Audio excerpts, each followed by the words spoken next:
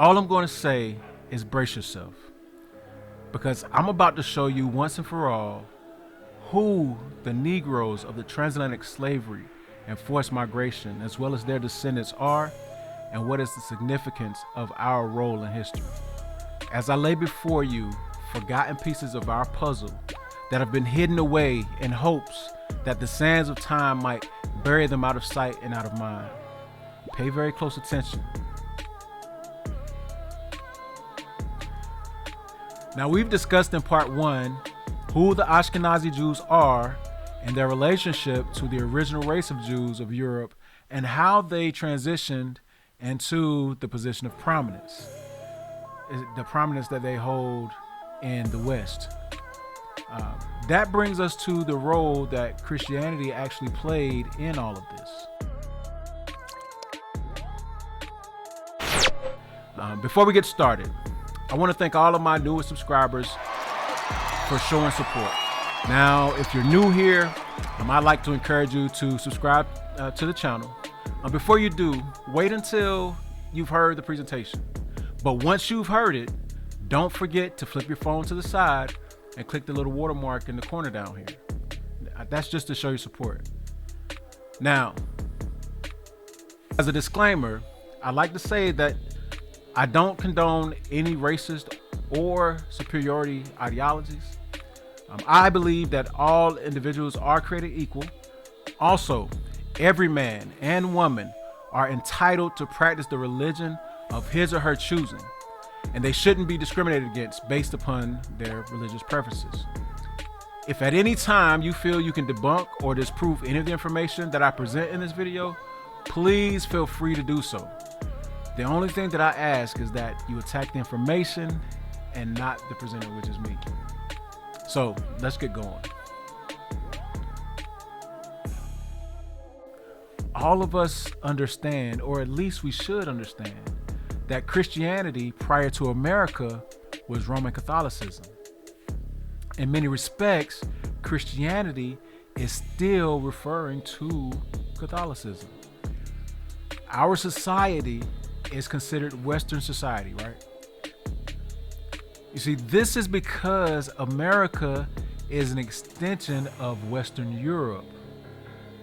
And the religion of Western Europe, even today in 2024, is Roman Catholicism. And Protestantism ushered in all of these different denominations that we see today. Those that reformed the faith were protesting certain practices within Roman Catholicism. Today, we think that Catholicism is a denomination, but in reality, it's the OG faith from the 4th century. But instead of getting into Protestants and Protestantism, let's deal with the chokehold that the Catholic and Roman Church had over all of Europe. In Europe, you had Christians converting Jews and Muslims, mostly by force. And in 1492, the Jews and Moors were exiled from Spain and Portugal in 1495. But this expulsion edict was for the Jews who would not be baptized. In the book, History of the Reign of Ferdinand and Isabella, the Catholic of Spain, by William H. Prescott, published in 1854, beginning on the last paragraph of page 262, it reads, "The edict for the expulsion of the Jews was signed by the Spanish sovereigns at Granada, March 30th, 1492. The preamble alleges, in vindication of the measure, the danger of allowing further intercourse between the Jews and their Christian subjects, in consequence of the incorrigible obstinacy with which the former persisted in their attempts to make converts of the latter to their own faith and to instruct them in their heretical rites, in open defiance of every legal prohibition and penalty." It finally decrees that all unbaptized Jews of whatever sex, age, or condition should depart from the realm by the end of July next ensuing, prohibiting them from revisiting it on any pretext whatsoever, under penalty of death and confiscation of property. It was moreover interdicted to every subject to arbor, succor, or minister to the necessities of any Jew, after the expiration of the term limited for his departure. The persons and property of the Jews in the meantime were taken under the royal protection. They were allowed to dispose of their effects of every kind on their own account, and to carry the proceeds along with them in bills of exchange or merchandise, not prohibited, but neither in gold nor silver. The expulsion from Spain and Portugal led them to escape to other European countries where they met more persecution, death, and expulsion, which led to even more persecution, death, and expulsion. But here's the clincher. The persecution wasn't just for all the Jews as I originally suspected. The persecution and torture was for the Jews who had converted to Christianity but maintained their Hebrew or Jewish customs, which are included in pages 236 and 237 of the history of the Jews from the war with Rome to the present time. And to begin reading on page 236, it says, 3 inquisitors were appointed, Torquemada, Juglar, and de Avila. And their first act was to put forth an edict in which they declared to be the duty of all faithful Christians, without paying any regard to rank or condition, to accuse to the tribunal any whom they knew to be open professors but secret enemies of Christ. Any who did not do so became themselves amenable to the law for their criminal silence. To facilitate such accusations, a manifesto was issued in which various proofs were mentioned by which a secret Jew might be detected. We learned from it that a man might be accounted as a concealed Jew if, among many similar evidences, he 1. Put on clean clothes, or had clean tablecloth on the Saturday, or dispensed with the fire on the Friday night. 2. If he washed the blood from meat or examined the knife before slaying an animal. 3. If on the Day of Atonement he asked forgiveness of those whom he had offended, or put his hands on his children's heads to bless them without making the sign of the cross. 4. If he gave his children Jewish names. 5. If he ate the same meat as Jews or sat down to table with them. If, when dying, he turned his face to the wall or let anyone else turn it. If he washed a corpse with warm water. If he spoke approvingly of the dead, such person being a Jew, or made lamentation for him, or caused a body to be buried in virgin soil, etc. Returning to the book, History of the Reign of Ferdinand and Isabella the Catholic, etc., page 251. It was considered good evidence of the fact if the prisoner wore better clothes or cleaner linen on the Jewish Sabbath than other days of the week, if he had no fire in his house the preceding evening, if he sat at a table with Jews or ate the meat of animals slaughtered by their hands, or drank a certain beverage held in much estimation by them, if he washed a corpse in warm water, or when dying turned his face to the wall, or, finally, if he gave Hebrew names to his children, a provision most whimsically cruel since, by a law of Henry II, he was prohibited under severe penalties from giving them Christian names. He must have found it difficult to extricate himself from the horns of this dilemmas, some of them purely accidental in their nature, others the result of early habit, which might well have continued after a sincere conversion to Christianity. In the book, The Jews of Spain and Portugal and the Inquisition, on page 37, 37 articles were drawn out.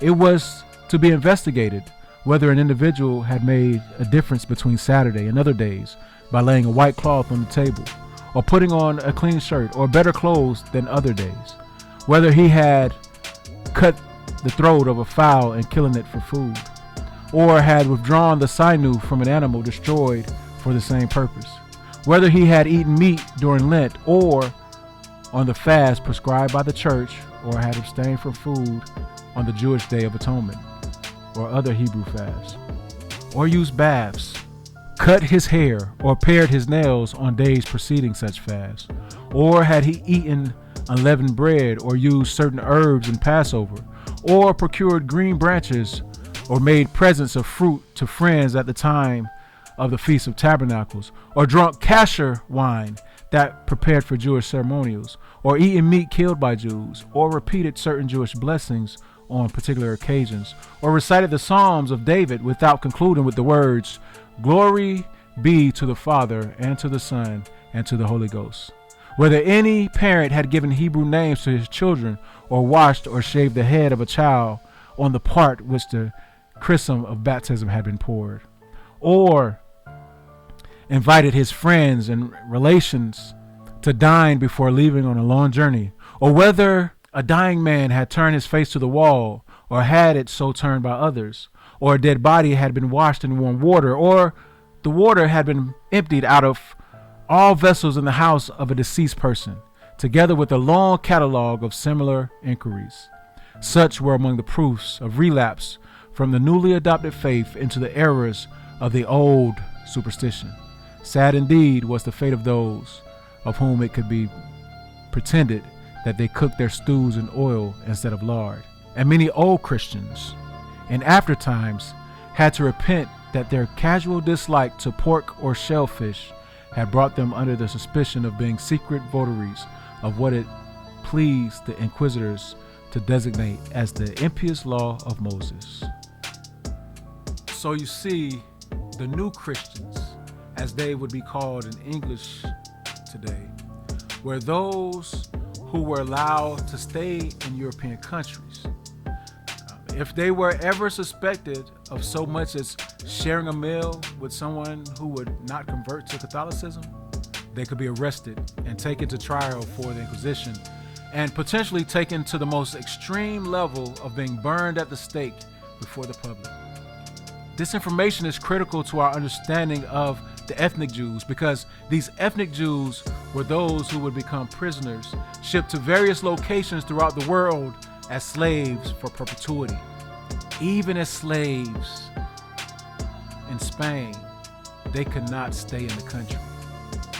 In the book A History of the Inquisition of Spain by Henry Charles Lee, Volume 1, printed in 1906. In August 1492, 9 caravels arrived there, loaded with Jews and infected with pestilence, which they communicated to the city, whence it spread through the kingdom and raged for a year, causing a mortality of 20,000. Then, in the confusion following the invasion of Charles VIII in 1495, the people rose against them. Many abandoned their religion to escape slaughter or slavery. Many were carried off to distant lands and sold as slaves. This tribulation lasted for 3 years, during which those who were steadfast in the faith were imprisoned or burnt or exposed to the caprices of the mob. When the fate of the exiles was, for the most part, so unendurable, it was natural that many should seek to return to their native land, and as we have seen from Bernaldez, large numbers did so. At first, this was tacitly permitted, on condition of conversion, provided they brought money with them. But the sovereigns finally grew fearful that the purity of the faith would be impaired, and in 1499, an explanatory edict was issued, decreeing death and confiscation for any Jew entering Spain, whether a foreigner or returning exile, even if he asked for baptism, unless beforehand he sent word that he wished to come for that purpose. When he was to be baptized at the port of entry, and a notarial act was to be taken. That this savage edict was pitilessly enforced is manifested by several cases in 1500 and 1501. Moreover, all masters of Jewish slaves were ordered to send them out of the country within 2 months, unless they would submit to baptism. Spain was too holy a land to be polluted with the presence of a Jew, even in captivity. Some of these persecuted new Christians who felt that they could potentially be enslaved did in fact flee to distant lands. Many did flee to Turkey, and as we've read, they were still persecuted. But another location was Suriname in South America. In the earlier part of the century, considerable numbers of Jews sailed for the Brazils from the various ports of Holland under the leadership of two rabbins to found a Jewish colony. It throve and attained a considerable amount of prosperity until, in 1654, the Portuguese obtained possession of Brazil. Under these new masters, free exercise of their religion was not allowed the Jews. They therefore quitted the country, some returning to Holland, others settling in Sian or Suriname.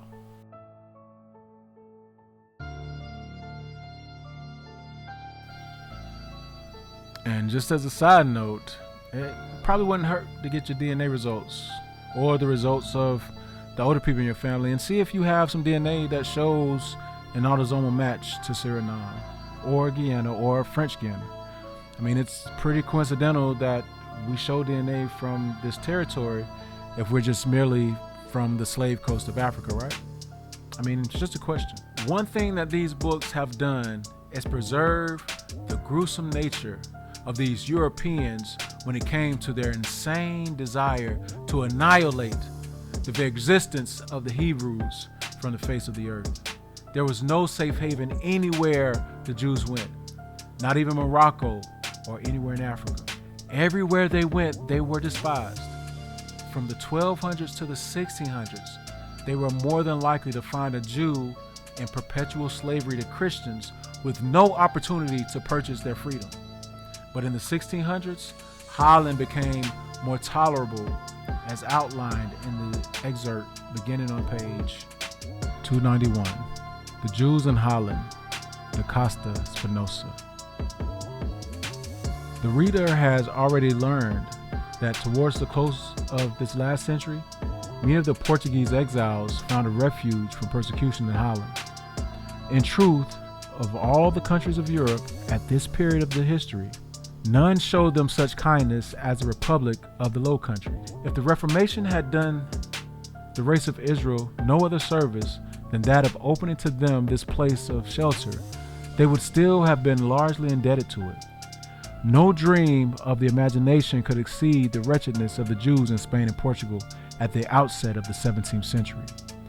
They had to choose between ruin, torture, and death on the one hand, not for themselves only, but for their wives and children also, or the surrender of their cherished faith, which was in their eyes the surrender of all hope here and hereafter.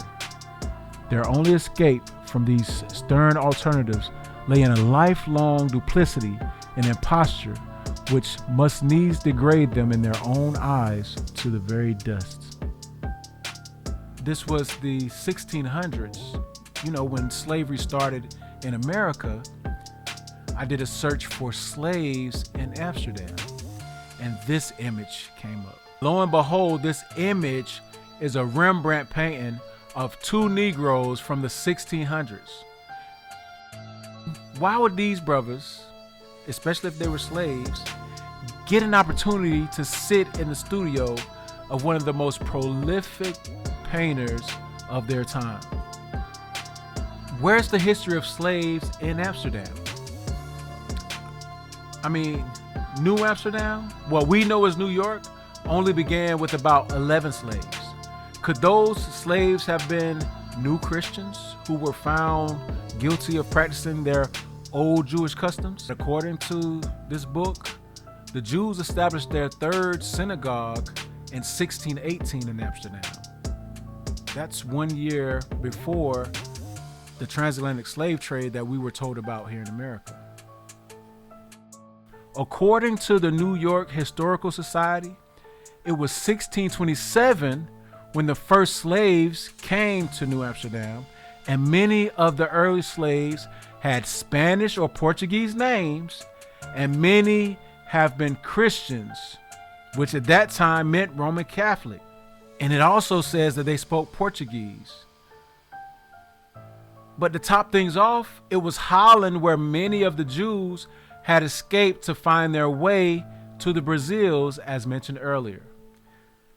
It seems that slavery more and more has a correlation to the punishment of the Jews from Spain and Portugal, who found no relief running all over Europe.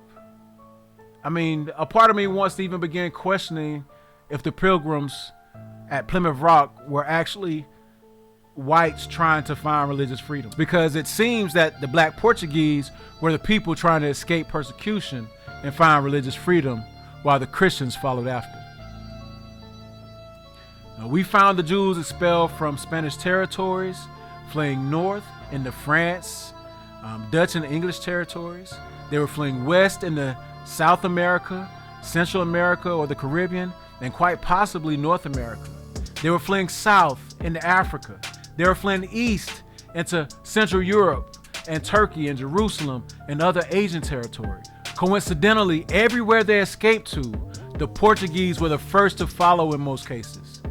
This, I believe, is why some Negro families have unwritten lore of being in the land of the Americas as free men and women and not slaves, being confused as Native Americans or Indians. And with that, we finally get to transition into the discussion on the transatlantic slave trade, because we've been made to believe that it was such a terrible coincidence that the Spanish, French, and British, as well as the Dutch nations, had congregated on the shores of Africa, bringing with them the torches of the Inquisition, the Roman Catholic missionaries, and a seemingly insatiable bloodlust for individuals with dark brown skin.